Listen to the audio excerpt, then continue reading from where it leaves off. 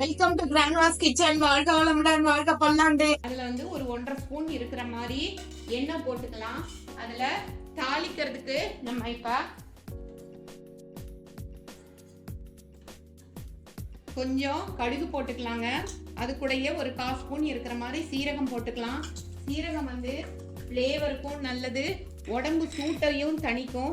அதே மாதிரி உடம்ப வந்து சீரா வச்சுக்கிறதால தான் அதை சீரகம் அப்படின்னு சொல்றோங்க. இது கூட கருவேப்பிலையை போட்டுடலாம். இப்போ மீடியம் சைஸ் ஆனியன் ஒன்று நான் பொடியாக கட் பண்ணி வச்சிருக்கேன், இதையும் போட்டுடலாங்க. நம்ம இப்போ போட்டு ஒரு 2 ஃப்ரை பண்ணிக்கலாம். சும்மா லைட்டாக அந்த எண்ணெய் அந்த தாளிப்பு எல்லாம் கலந்து வர்ற மாதிரி ஃப்ரை பண்ணால் போதும். இப்போ வந்து நம்ம மேக்னேட் பண்ணி வச்சிருக்கோம் இல்லையா கோவக்காய், அந்த கோவக்காயை இதில் போட்டுடலாம். அதுல வந்து நிறைய நம்ம வந்து உப்பு காரம் எல்லாம் போட்டு வச்சிருக்கோம் இல்லையா, அதையும் இதுல போட்டுடலாங்க. நல்லா போட்டு அடுப்பை வந்து ஃபுல்லா சிம்ல வச்சிடலாம். வச்சுட்டு மூடி வச்சு கலக்கலாங்க. நம்ம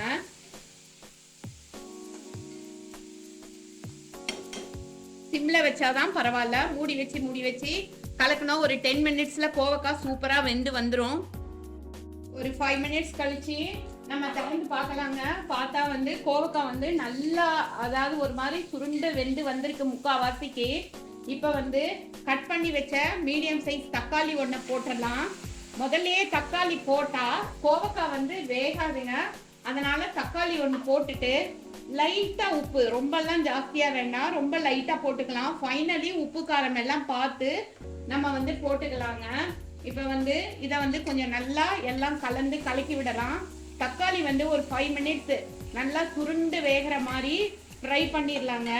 கோவக்காய் வந்து தோல் நோய்களுக்கெல்லாம் ரொம்ப நல்லது.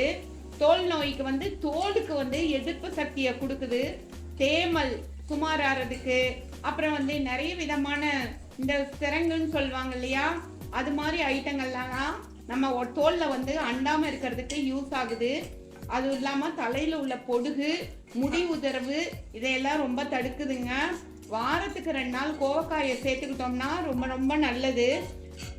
இது வெயிட் லாஸ்க்கும் நல்ல யூஸ் ஆகும். அது இல்லாம சிறுநீரகத்துல எந்த கோளாறு இருந்தாலும், கல்லு, அதாவது வர்றப்ப யூரின் பாஸ் பண்றப்ப கொஞ்சம் எரிச்சல் இருக்குது, அது மாதிரி விஷயங்களுக்கெல்லாம் இது வந்து ரொம்ப எதிர்ப்பு சக்தியை கொடுக்குது. சுகர் பேஷண்ட்ஸுக்கு ரொம்ப ரொம்ப ரொம்ப நல்லது கோவக்காயை. இதை சூப்பா வச்சியும் நம்ம குடிக்கலாம். சூப் வச்சு குடிக்கிறதோட இது மாதிரி சாதத்துக்கு வெரைட்டியா நம்ம வந்து பொரியல், கூட்டு அது மாதிரி செஞ்சும் சாப்பிடலாங்க. இப்போ வந்து ஒரு 2 மினிட்ஸ் நம்ம மூடி வச்சிடலாம். மூடி வச்சோம்னா தக்காளி வந்து கொஞ்சம் நல்லா வெந்து வரட்டும். ஒரு 2 மினிட்ஸ் மூடி வச்சா போதும், நல்லா வெந்து வந்துருங்க.